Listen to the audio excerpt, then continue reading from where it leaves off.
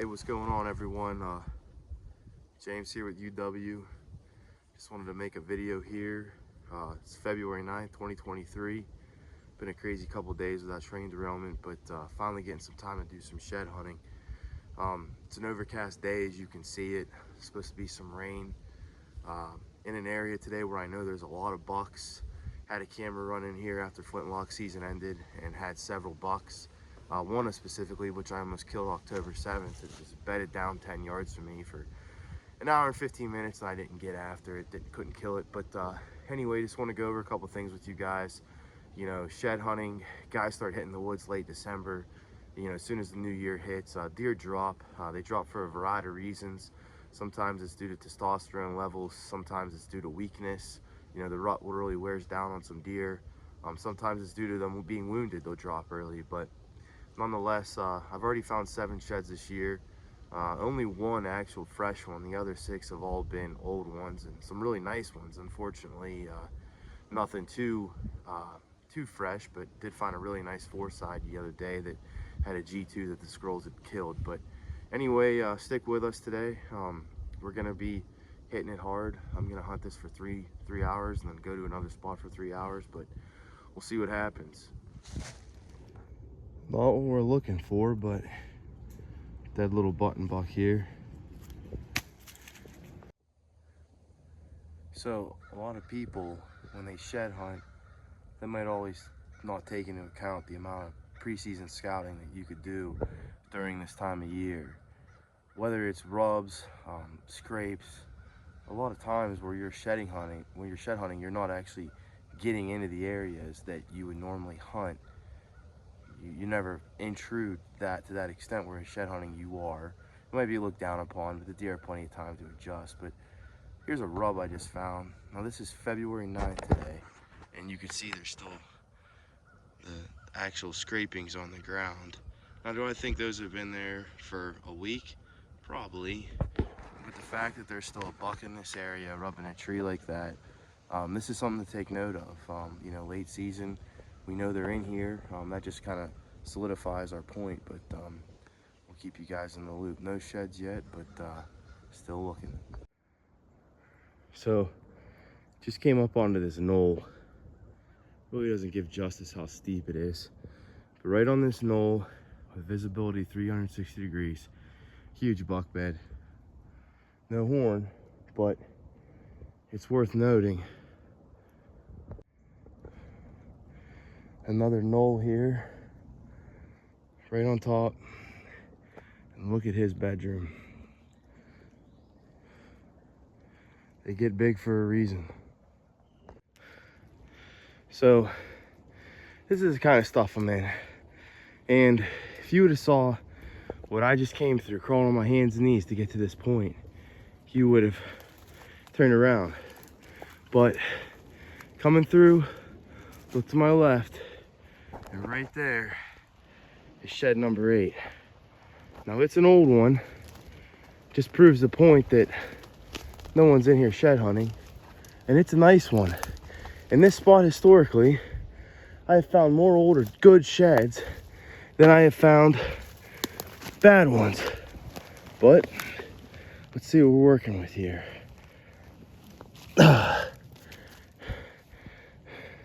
Huge main beam. It's old, it's chewed, but it's number 8. And I bet you these genetics are still in here. So a lot of people that are just getting into shed hunting, you might have questions like, where do I shed hunt? What do I bring? You know, we've seen a lot on public land, and you know, it gets pressured. I promise you, a lot of people are lazy. It's unfortunate. I think a lot of hunters are older. Obviously, they were probably once some spry young men, but men and women. But now, you know, some people are getting older, and some people are just lazy. I'm on public land right now, and I promise you, what I just went through, crawling hands and knees. I'm actually on my knees right now because it's so thick. You can see the shed I've just found. It's an old shed. It's been here a while, but you know, if you put on the miles, you put on the time, you get in the right bedding cover, you're gonna find sheds. Unfortunately, this one might turn into a chew toy for my dog, but it's still a great shed. It still has a lot of the length is huge on it, but the sheds are out there. Just get after it. As far as like what do I bring when I shed hunt, I wear gloves. I mean, it's 45 degrees today right now, but my hands will take a beating if I'm not wearing them. I have these Vortex Crossfire 10x50 binoculars I keep with me. Now, where I'm at necessarily right now in bedding, I really don't need binoculars. I can see wherever I'm at pretty good, but where I anticipate my, where my route is going today when I'm shed hunting, I will need them eventually. So it's good to have them. It saves you some steps. But when I shed hunt, it's kind of just free flow. I have a general area I'd like to get into. In this area here, I'm pretty familiar with it. We hunted a lot. We've killed some bucks in here. We kill a lot of doe in here. And where I'm going later on today, I haven't been in all season long. I don't know what's there, but I found some really nice sheds over the years just going into a spot blind. But get in the bedding cover, look in the thickest stuff you can find, follow the trails, be attentive. We use hunt stand a lot. You can mark pins. I'll show you what my hunt stand looks like right now, but as you can see, I have sheds that I've found this year. I mark the routes that I travel. I continue to note all through the year. And in archery season and rifle season, if I find new bedding areas or where deer are at, I mark them. So it's kind of a, just a compound interest as far as the shed season goes, where you gather data, you learn things throughout the season, and then when you get into shed season, you attack the areas that you've noticed and you think the bucks will be dropping. So I'll keep you in the loop. I've only been out here about an hour, found the first one, and we're gonna keep hitting it. So I just kicked up a small buck, and anytime I kick up a buck, if I'm doing it, I always try to find the bed, as you can see right there, and just double check, see if he actually had a horn in there or not. But spot's marked, keep looking. First deer I've seen today, but definitely a little buck. Another big old buckhead on one of these points. What's going on, everyone? Today is February 10th, 2023. Out here shed hunting a buddy's property. This is private property where I'm at. Right now, overcast again, a little bit of rain in the forecast. This is the best time to shed hunt. They stick out like a sore thumb. We talk about some techniques and some things to do. I advise anyone that has a shed on days like today to take it out with you. Almost throw it out like you're throwing something for a dog and go out and look for it, because when your eyes get fixated on what you're looking for and you can actually see how they glow more or less in this kind of weather, it really helps find them. You kind of get dialed in, you know what you're looking for. But just getting started here. I have 2 kids, they're both napping right now. Mommy's taking a little break, so I'm out here shed hunting until about 4 o'clock, but we'll keep you in the loop. Hopefully we get one. Big spot like this, big bowl bordering the creek, this is where it helps to have binoculars. I mean, it would suck to find a shed way down in there, but I'd go get it.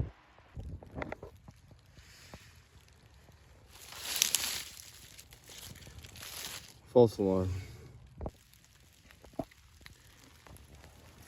Anytime that I'm shed hunting, you come up on a bone, usually start to look around, because sometimes it won't be too far. I found bones to look around and found this deadhead here.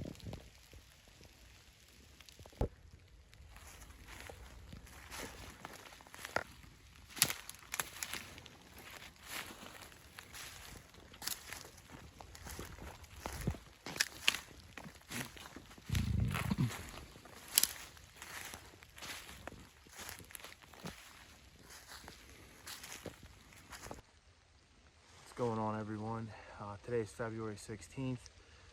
This is going to be the last part in a 3-part video before we put it on there, but out shed hunting today. As you can see, it's cloudy again, it's raining. Yesterday I got out for a little bit. It wasn't even worth filming anything. I mean, it was so damn disgusting.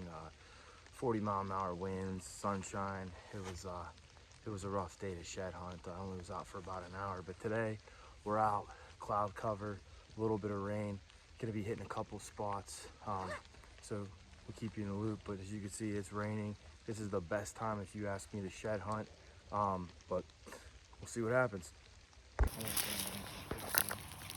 Walking in, just found the 4th deadhead of the year, and this one is a good one.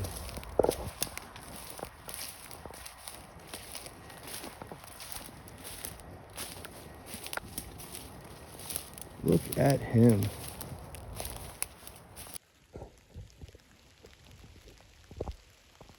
Just walking all these tangles, bedding area, south facing slope, and just came upon a nice shed here. This is number 9 for the year. It is my 2nd fresh one. Oh yeah. Let's go. That's a nice one. All right, guys, here it is. Number 9. Nice 4-point side. Like I said, this is what gave it away. And you can see just in the way the clouds are today, that glows right there. There's no denying what that is. But this is number 9, fresh shed, up and coming deer here. Definitely looks like a nice buck for next year. But can't stress enough how important it is this time of year, how far ahead of the game you can get if you are out shed hunting and preparing for next year, whether it's communal scrapes, whether it's inventory on what's alive, deer trails and routes. These deer are real predictable. You just got to spend the time to get out there. But awesome shed.